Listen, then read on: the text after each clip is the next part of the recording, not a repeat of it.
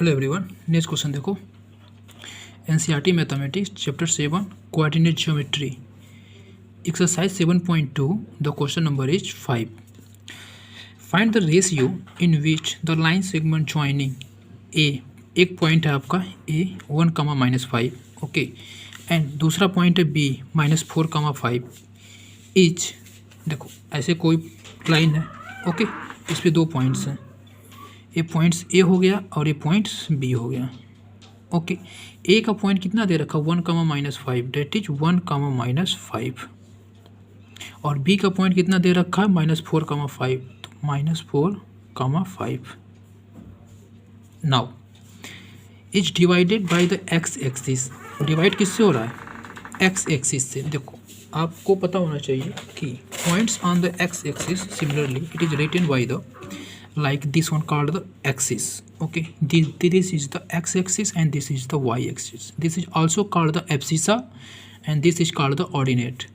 हम पॉइंट अगर जो x एक्सिस की बात करें यहाँ पे, ठीक है, a, 0 होता है, ठीक है, b, 0, सिमिलरली लाइक दिस यहाँ पे y कोऑर्डिनेट का जो पॉइंट होता है वो क्या होता है 0 होता है, ठीक है। तो देखो ऐसे जब x एक्सिस से हो रहा है तो यहाँ पे जो पॉइंट होगा वो a, 0 होगा।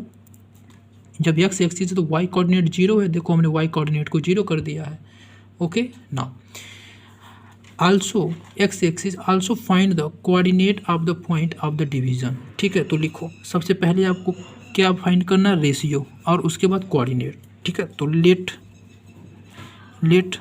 द रेशियो बी k:1 के रेशियो में आप मान लो, ठीक है। अब यहाँ से जो k की वैल्यू आएगी वही आपका m1 ओके m2 आएगा, ठीक है। वो k की वैल्यू के इक्वल ही आएगा, ओके। यानी आपको k की वैल्यू निकालनी है। तो देखो आप निकालते कैसे हो, सेक्शन फॉर्मूला क्या बोलता है कि अगर जो आपका x कोऑर्डिनेट निकालना है तो सिंपली आप यूज करो m1 x2 plus m2 x1 upon m1 plus m2, okay. And अगर जो आपको y कोऑर्डिनेट निकालना है तो क्या यूज करो m1 y2 plus m2 y1 upon m1 plus m2, okay. Now अब देखो आपको रेशियो निकालना है, ओके, और आपको यहाँ a की वैल्यू नहीं पता है तो इसमें y की वैल्यू लो 0, ओके। तो 0 की वैल्यू आप ले लो यहाँ पे, तो 0 y कोऑर्डिनेट निकालो इससे फॉर्मूले से, ठीक है। तो जो रेशियो कितना माने हो k:1 है, यानी यहाँ से यहाँ तक किसका कितना है k है, और यहाँ से यहाँ तक कितना है 1 है, यानी एक इसकी वैल्यू है m1 की वैल्यू है और ये m2 की वैल्यू है, ओके ना। तो देखो आप देखो 0 y कोऑर्डिनेट है 0 ना, तो y वाला फॉर्मूला लगाओ, वो m1 y2, तो m1 की वैल्यू कितनी है k, तो लिखो यहाँ k, और y2 कितना है देखो 5 है, तो हम यहाँ 5 रख देंगे, प्लस m1, देखो m1 y2 plus m2 y1, m2 कितना है 1 है, तो यहाँ 1 हमने रख दिया, और y1 कितना है -5 है, तो हमने यहाँ -5 रख दिया, upon m1 plus m2, similarly m1 plus m2 कितना हो जाएगा k प्लस 1, तो आप रख दो k प्लस 1। अब देखो जब आप इसका इसे मल्टीप्लाई करोगे it is going to be the 0, okay. 0 multiply k plus 1 is equal to 0, तो आप इसको लिख क्या सकते हो, देखो 5k जब इससे मल्टीप्लाई हो जाए 5k आ माइनस 5 × 5 माइनस है, तो -5 इज इक्वल टू 0। तो यहाँ से जो आपकी k की वैल्यू आएगी कितनी आ जाएगी -5, जो ट्रांसपोज होगा इधर तो +5 हो जाएगा, अपॉन ये 5 नीचे आ जाएगा तो अपॉन में डेट इज इक्वल टू 1। तो रेशियो कितना आ गया, k की वैल्यू आ गई 1, ओके।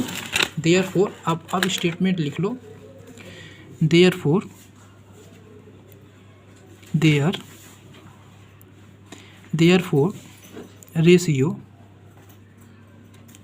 रेशियो भी कितना 1:1, इट मीन्स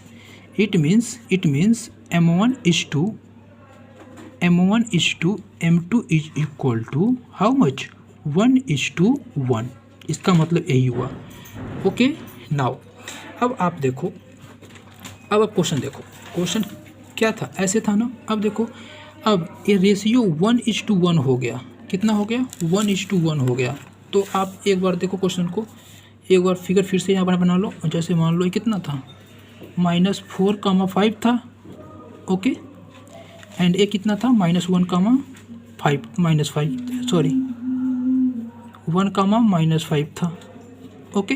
नाउ ये जो रेशियो था P, ये कितना था, A,0 था ना। अब आपकी A की वैल्यू निकालनी है। अब देखो A इसके इक्वल है, ओके, 1,1 है ना, रेशियो कितना आ गया, 1,1 यानी 1:1 के। जब 1:1 के मतलब अब यहाँ लिखो कि A,0 is the mid point of AB। अगर जो आप इसको AB माने हो, ठीक है, तो जो A,0 है, ठीक है, मान लो P इसको, तो मान लो ये जो P पॉइंट है, ये इसका मिड पॉइंट होगा, क्योंकि मिड पॉइंट करता क्या है, एक लाइन को 2 इक्वल पार्ट में डिवाइड करता है, उसी को मिड पॉइंट बोलते हैं। तो ये मिड पॉइंट हो जाएगा। तो मिड पॉइंट का फॉर्मूला क्या होता है, देखो x1 का फॉर्मूला होता है x निकालने का, x1 +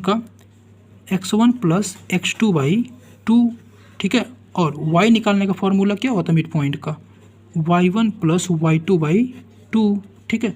तो आपको देखो यहाँ a की वैल्यू निकालनी है, यानी x की वैल्यू निकालनी है। तो लिखो a is equal to x1 + x2। x1 कितना है, 1, तो लिखो 1 + x2 कितना है, -4, तो -4 अपॉन कितना हो जाएगा, अपॉन 2 इज इक्वल टू, आगे देखो कितना हो जाएगा 1, ठीक है, प्लस माइनस का मल्टीप्लाई होगा तो माइनस, और यहाँ कितना हो जाएगा 4 अपॉन कितना हो जाएगा 2। नाउ -4 अब +1 डेट इज -3 अपॉन 2, ठीक है।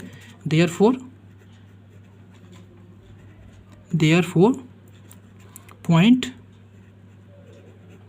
point will be therefore point on the x-axis will be